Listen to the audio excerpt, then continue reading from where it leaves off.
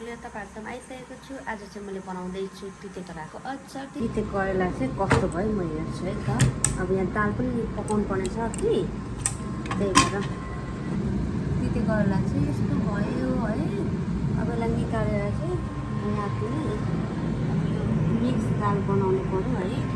अनि यो पनि मासुको यो ड्राई मिटको अचार पनि बनाउनु भनेको छु। अनि यसको लागि पनि यो दुईटाको लागि चाहिँ टमाटर त्यसरी मिलाएर कता पुग्यो पिले यसमा चाहिँ राख्ने हो तिते करेला। आज अलिकति ढिलो उठ्यो क्या।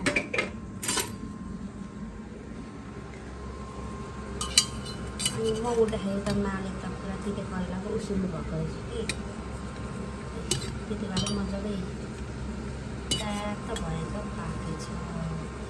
मैले तितेकाको अचार चाहिँ बनाएको छुइनँ नि त, अनि मलाई आउँदैन कि, त्यही भएर तितेकाको अचार चाहिँ म्याल बनाउनुहुन्छ अनि अरू चाहिँ मलाई आउँछ।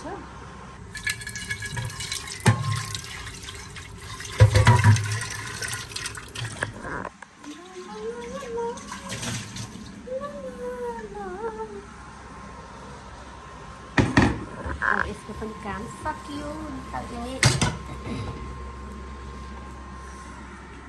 एकछिनमा दाल बसाउनु पऱ्यो। हेरबिन लगाइ काम गर्दैछु। अब चाहिँ दालको लागि चाहिँ पानी हाल्नु पऱ्यो।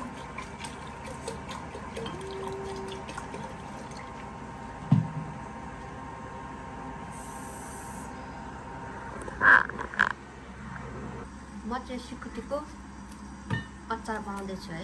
यसलाई चाहिँ यसरी टुक्राउनु पर्छ। यसलाई पानीमा भिजाएपछि हल्का यो नरम हुन्छ। अनि यसलाई चाहिँ कुट्नुपर्छ क्या, त्यस्तो प्लास्टिकमा राखेर ड्याङ ड्याङ पारेर पानी लगाइदिए यसरी यसलाई चाहिँ भिज्न दिनुपर्छ। सिकुटीको अचार होइन, यो तिते करेलाको अचार, अनि यो तिते करेला फ्राई, अनि यो चाहिँ मैले हिजो बनाएको थिएँ मुलाको अचार। यति आइटम चाहिँ हाम्रो आजको खानामा। अनि अर्को दाल झानेर यहाँ रेडी बनाएको छु है। अनि यहाँ छ खाना, अनि म छु यहाँ। सबैजना वर्ल्ड कप हेरेर सुतिराख्नु भएको छ। दुध चिया मात्रै पकाएको देख्नुहुन्छ है साथीहरू सबैजनाले। अब मैले चाहिँ बिहानको टाइममा चाहिँ सनोजले चाहिँ ब्ल्याक टी पनि खानुहुन्छ, बिरेनुन पनि भन्छ, हामी चाहिँ पार्दैन।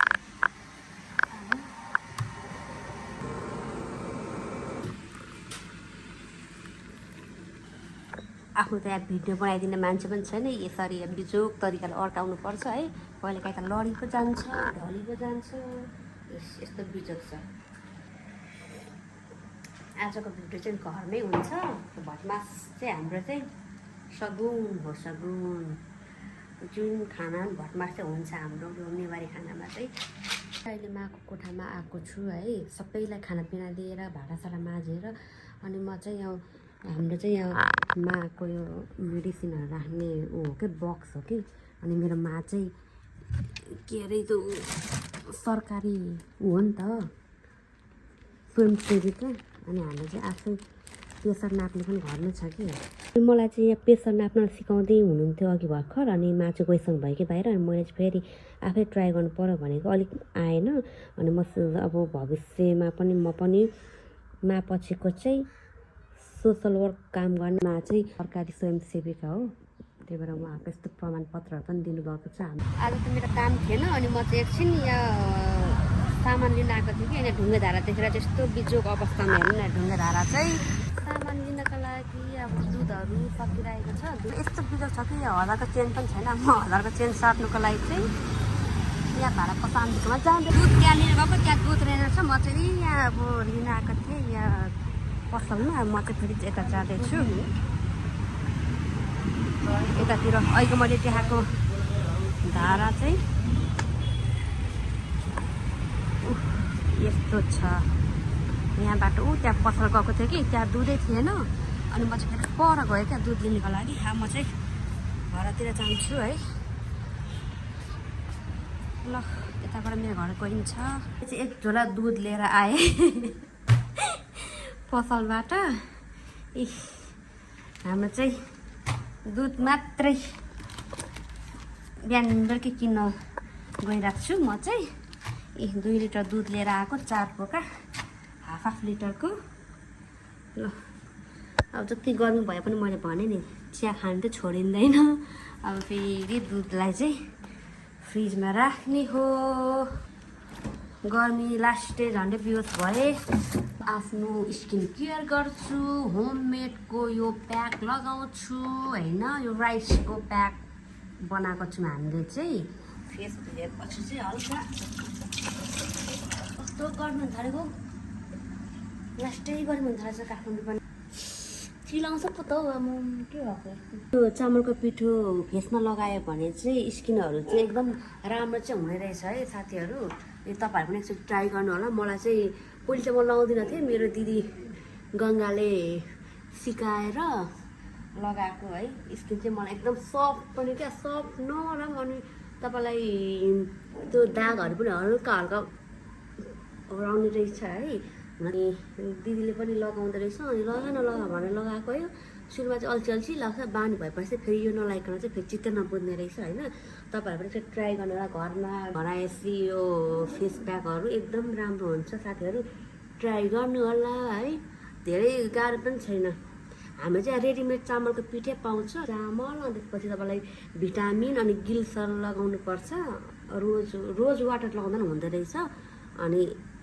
बनाएर 1 हप्तासम्म भन्दा पनि 2-4 दिनको लागि चाहिँ फ्रिजमा स्टक गरेर राख्दा पनि हुन्छ क्या अनि बेलुका लगाए पनि हुन्छ कसैले बिहान लगाए पनि हुन्छ म चाहिँ प्रायः बेलुकै लगाउँछु 15 मिनट चाहिँ यस्तो राख्दिनँ कि अनि अख्रक्क हुन्छ नि त अनि धुनुपर्छ यस्तो दामी हुन्छ कि तपाईँलाई कुनै क्रिम पनि यस्तो राम्रो हुँदैन ल म चाहिँ प्रायः गरेर लगाउँछु 2 दिन 3 दिन भयो क्या लगाउनु नपाएको किनभने बाहिर हिँडेको छ हिजो पनि बेलुका आयो अल्छी लाग्छ अल्छी चाहिँ मान्नु हुँदैन है तर के मान्नु हुँदैन कहिले चाहिँ अल्छी लागिहाल्छ ल मेरो यतिको भयो मलाई 10-15 मिनट राख्छु अब केही खानेकुरा पकाउनको लागि चाहिँ रेडी गर्छु अनि ठ्याक्कै सुक्छ अनि म धुन्छु है त साथीहरू ल म चाहिँ यस्तो भुज जस्तै भयो क्या मेरो यस्तो मुलायम हात चाहिँ पखाल्नु पर्यो मुलायम कलकलाउँदा हात मैले पखालेँ है मेरो फेस प्याक पनि अरू 6 बजीतिर लगाएको म चाहिँ नाइट क्रिम लगाउन लागेको छु यो चाहिँ मेरो बहिनीले दुबईबाट पठाइदिनु भएको हो कति दुबईमा बस्ने साथीहरूलाई थाहा पनि छ होला नेपालमा पनि पाउँछ तर एकदम महँगो पर्दो रहेछ मैले एउटा अनलाइनबाट मगाएको थियो 1000 रुपियाँ डेलिभरी चार्ज सुध गरेर 1100 लिएको थियो यो दुबईमा चाहिँ तपाईँलाई 200-300 नेपाली 200-300 मै पाउँछ क्या भनेपछि कति चाहिँ नाफा खाँदैन रहेछ हौ अब म पनि यसकै बिजनेस गर्नु पर्यो भनेर एकचोटि ल्याउनै गाह्रो अनि बहिनी आउँदा पठाइमाग्छु क्या म चाहिँ एउटा क्रिम ल्यायो भने एकजनालाई त मजाले 6-7 महिना पुग्छ 2-3टा ल्यायो भने त 1 वर्षभन्दा ज्यादा टिक्छ क्या यो चाहिँ ल आजको भ्लग चाहिँ यति नै लाइक कमेन्ट सेयर सब्सक्राइब गर्नु चाहिँ नबिर्सिनु होला बाई बाई